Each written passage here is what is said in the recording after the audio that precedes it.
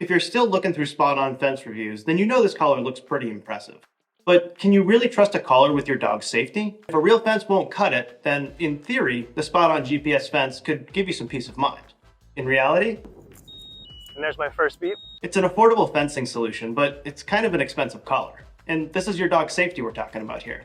So let's get to know this collar before you spend, what is it, about $1,000 now? Anyway, if you like the SpotOn collar, you can click the link in the video description to get a discount at checkout. It'll also help support my channel at no cost to you so that I can keep testing these things and your dog doesn't have to. Yep, that's okay, yep. So let's take a look at this thing. If this stuff bores you, you can fast forward to the next section. It's pretty industrial looking, looks legit.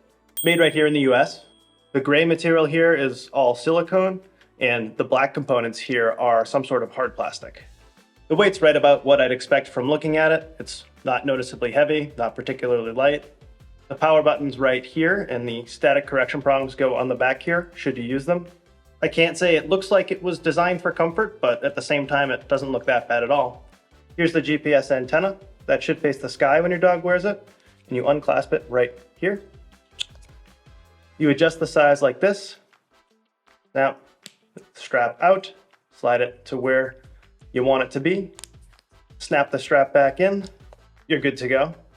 It comes in 3 sizes, and I've even seen people using extensions for their giant breeds. But other than that, this is what you get. You don't get any color options. They also give you 2 sets of static correction prongs, one short set and one longer set, depending on your dog's coat. And they also give you this tool to tighten the static correction prongs and also to test them and make sure that the static correction is working without getting shocked. You can leave that part to me. And of course you get a charger.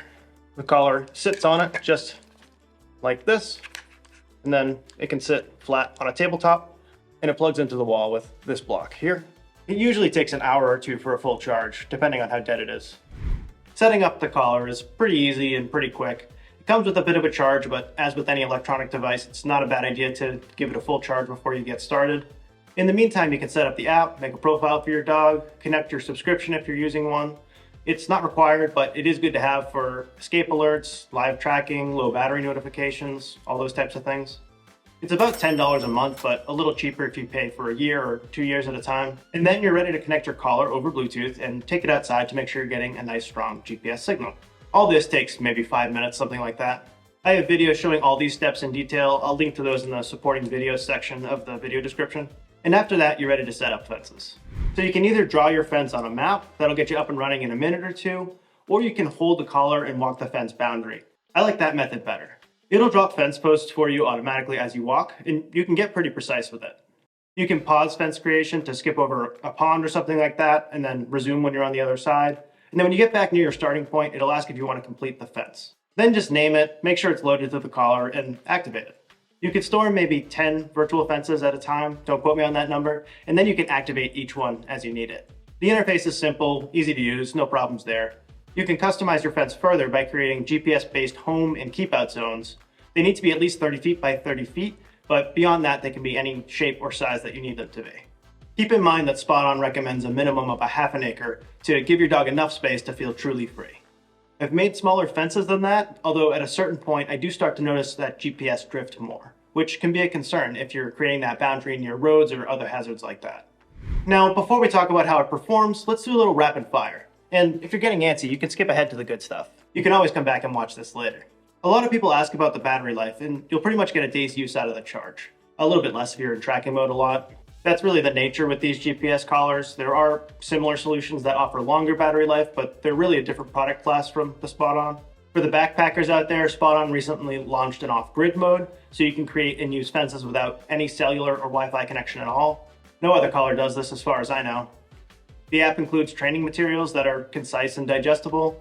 If you could use an extra hand, they offer a free Zoom call with a professional trainer, and they make it easy to call, chat, or email customer support from right within the app. They helped me troubleshoot an issue I was experiencing with my collar last summer. Oh, and it's correcting right now.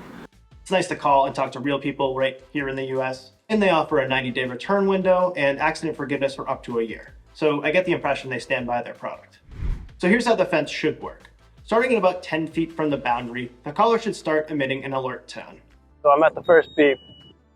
It's a bit of a be-doo, be-doo. At about 5 feet from the boundary, it should switch over to a warning tone. You get that secondary beep, more of an audible tone. Once the boundary is crossed, it switches over to correction, which is vibration by default, but can also be static correction or both. And it should enable tracking mode automatically. Now I'm gonna keep crossing. Okay, so that's not so bad. Yeah, I mean, I can definitely feel it. And if your dog comes back, it'll give them an alert to let them know they're home safe. And if they continue past the boundary, the corrections will stop after 10 seconds for your dog's safety. Now, what I find is that with a clear view of the sky, even in really nasty weather, the SpotOn holds the boundary lines quite reliably. SpotOn says that the boundaries can shift by up to 10 feet over the course of the day. But what I find when I test it one time after another is that the alerts, warnings, and corrections are very consistent. In reality though, you may not always have a clear view of the sky. Forested areas are typically the most challenging for GPS dog fences, pine trees in particular. Obstructions can lead to more pronounced GPS drift, so that's something to be aware of when you're using any GPS fence. And I also notice that drift more when I'm testing fences that are significantly smaller than the recommended half acre. But even in those more difficult situations where drift is a reality, it still delivers distinct alerts, warnings, and corrections in a logical sequence that your dog can understand and ultimately rely on. So does the SpotOn GPS fence have its limitations? Yeah, but so do all GPS dog fences and GPS devices for that matter. If I were to trust a GPS collar to keep my dog safe and to give them a fair shake, because remember, this thing can shock them, Ow!